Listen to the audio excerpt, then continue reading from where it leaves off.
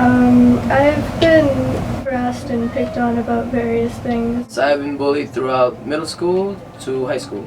I've dealt with bullying from elementary school all the way to high school. Yes, I have been bullied. In middle school, I was always the loner type of kid, so I'd always be the back of the class. Well, I had to deal with people asking a lot of questions, but not asking them politely, just like people randomly coming up to me going, "Hey, which bathroom do you use? Hey, what kind of underwear do you wear?" Like, questions that were totally uncalled for from people I didn't know. I didn't feel comfortable and I felt like ashamed because the bullying would happen in front of everybody. So yes, in middle school, I was the foreigner kid. I just came to this country when I was 13 years old, so I transitioned from 6th grade to middle school, and I kind of everybody made fun of the foreigner kid, the new kid. The nurse's bathroom, which I was allowed to use whenever I needed, was on the 1st floor. And when I had class on the 5th or 6th floor, I didn't want to walk all the way down to the 1st floor. So I'd, take the chance of going to the guy's bathroom, and I'd just have people, giving me stares as I walked in there, like, "Why is this lesbian trying to use the boys' bathroom? This makes no sense." He tackled me, and literally, my back was on the wall, and I started to cough out blood. And I went to homeroom, and I started crying, and the teacher saw that, and the teacher really didn't do much. All the other kids were like, "Oh, what happened?" But I kind of didn't know how to speak English that well, that I didn't know how to say that kid just literally almost killed me. So there was times when I just didn't want to go to school and I would pretend to be sick, or I would just be like, "No, Mom, I don't want to go, I don't want to go, I don't want to go." And so she let me stay. It feels like I was in a trap and I couldn't really do much. Well, I didn't tell them, but they pulled me aside one day and they were talking to me about it. And they wanted to talk to him, I guess, but I was afraid to confront the situation just because I didn't want it to become worse. I kept the bullying to myself because I knew that if I told someone, I'm gonna be much more of a target than before. I know if as soon as I tell somebody, it's going to get worse. I will get bullied more. I probably will get beat up, so I kind of just tend to let it go because I don't want it to escalate into a bigger thing than it is already. So After all of the bullying had happened, and I did go to the administration and they weren't that supportive, I didn't actually want to go to school.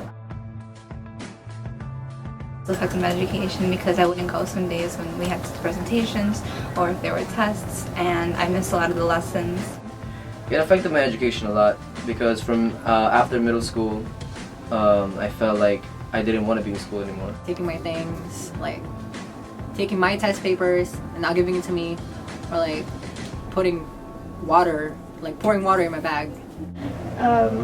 8th grade, I was probably absent about 15 days out of the year, which for a Catholic school is a lot. It felt like I didn't belong in high school or in the school at all.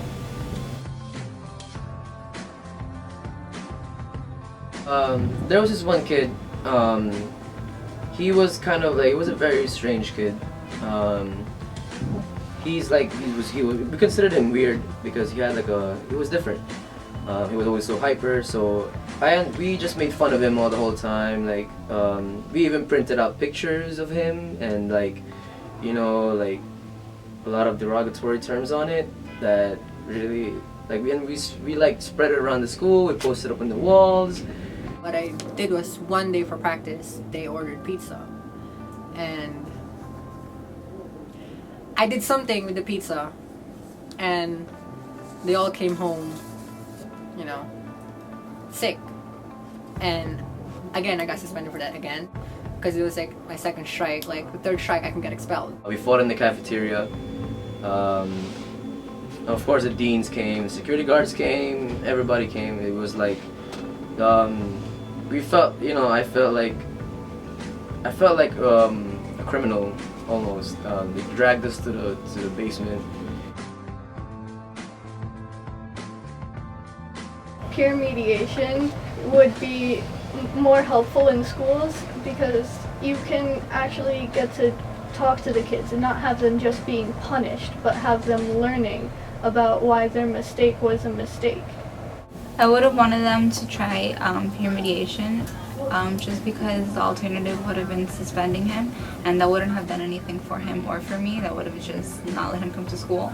Like, it wouldn't have punished him at all, or like at least had given us the opportunity to speak about our problems, or like what was hurting him, what was hurting me.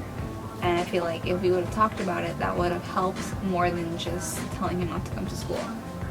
I actually went through a lot of issues with the security safety agents. They, as soon as they would see me, they would automatically think, they would assume that I'm doing something wrong, that I'm not supposed to be where I'm supposed to be, and sometimes they would actually escort me to the class. But to actually fix the problem is you have to have peer mediations and counselors, because that's internalized. Because whatever is going on in suspensions and in our students, it has to be that we are able to find the root of our problems. And that's what counselors and peer mediation and restorative justice is for.